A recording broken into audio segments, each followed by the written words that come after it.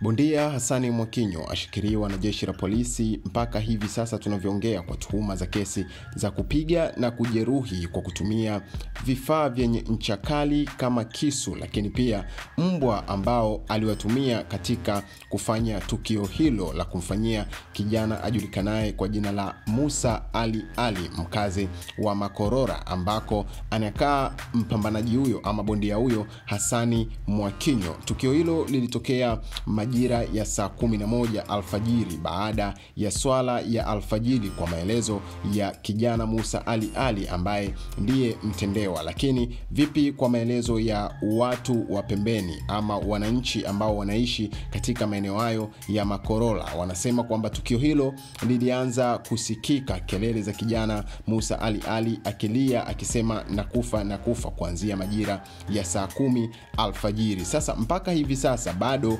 hazijafahamika zipi taarifa rasmi ama taarifa ambazo zenye ukweli juu ya tukio hilo, muda gani ambao tukio hilo limetokea. Lakini je, ni kweli Hassan Mwakinyo alifanya tukio hilo? Kwa sababu hakuna mtu ambaye mwenye ushahidi wa moja kwa moja, mwenye ushahidi wa kuona ama ushahidi wa picha kuwa Hassan Mwakinyo amefanya tukio hilo la kumshambulia kijana Musa Ali kwa kutumia shoka, kisu pamoja na mbwa kama alivyoeleza mshambuliwa wa tukio hilo.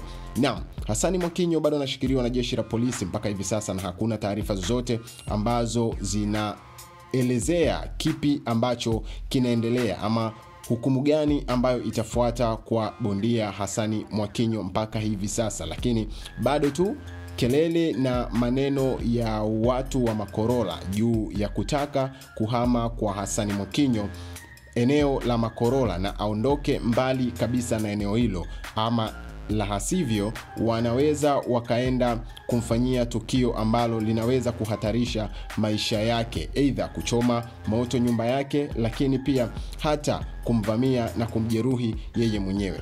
Je, nini maswali kutoka kwa watu mbalimbali ambao ni mashabiki wa mchezo wa ndondi nchini Tanzania, ikiwemo ni wale ambao wako katika upande wa Hassan Mwakinyo. Baadhi yao wanasema kwamba Hassan Mwakinyo ni bondia mkubwa na hawezi kufanya tukio kama hilo, na hizo ni skendo ambazo zinatengenezwa ili kumchafua katika tasnia yake ya ngumi. Kwanza, kijana Musa Ali anasema kwamba tukio hilo lilitokea majira ya saa 11, ambapo wananchi wanasema tukio hilo lilitokea majira ya saa 10. Kijana Musa Ali ambaye ndiye mjeruhiwa anasema alizikuta nazi 6 nje ya fensi ya nyumba ya Hassan Mwakinyo zikiwa zimepangwa na kuzichukua kuanza kuondoka nazo. Je, watu wanauliza, inakuwaje wewe kama sio mwizi unapita nje ya fensi ya nyumba ya mtu unakuta nazi 6 zimepangwa na wewe unainama unazichukua bila ya woga? Na watu wamehoji. Kijana Musa Ali anasema yeye shughuli zake ni za uvuvi, imekuwaje siku hiyo akapata tenda ya kwenda kufukia nguzo za umeme? Yeye ni fundi umeme na si rahisi kwa kitengo kama TANESCO kwenda kuchukua mtu ambaye yuko mtaani, ambaye hayuko ndani ya kitengo cha TANESCO kwenda kufanya kazi ya kufukia nguzo za umeme. Lakini watu wanahoji, nyumba ya Hassan Mwakinyo haiko katikati ya mji. Nyumba ya Hassan Mwakinyo iko pembezoni mwa mji na tena iko katikati ya msitu. Na je, imekuwaje kijana Musa Ali kwenda maeneo hayo wakati nyumba ya Hassan Mwakinyo haipo karibu na mji kabisa? Mtazamaji wa World Trending TV, hii ni TV yako pendwa ambayo inakusogezea hapa habari za michezo, burudani, siasa na habari zote ambazo zinaendelea kutokea katika jamii yetu kila siku. Kama ndio mara kwa kwanza unaungana nasi, haujachelewa cha kufanya, gusa neno subscribe. Kwa kufanya hivyo utakuwa umejiunga kwenye familia ya World Trending TV moja kwa moja, ambapo utapokea habari, taarifa, notification na update zote ambazo World Trending TV tunazifanya kila siku. Lakini pia usisahau kulike, kucomment, kushare na ndugu jamaa na marafiki ili wapate kujua nini World Trending TV tunawasogezea kila siku.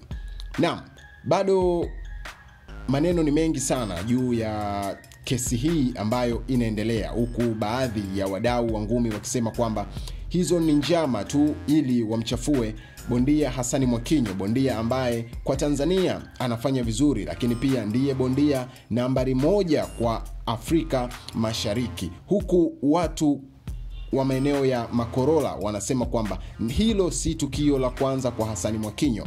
Yalishafanyika matukio zaidi ya 1 kwa Hassan Mwakinyo, tukio la kumpiga mtu na kumjeruhi kwa tuhuma za wizi, lakini hili la sasa limekaa tofauti zaidi. Inakuwaje mtu anakuja kwako ama anaiba nazi ambazo ziko nje ya fensi yako? Hayo ni maswali ambayo wakazi wa Makorola jijini Tanga wanazungumza, huku wakiwa na hasira kali za kuhitaji bondia Hassan Mwakinyo ahamishwe maeneo ya Makorola na ikiwezekana aende mbali kabisa na mji wa Tanga.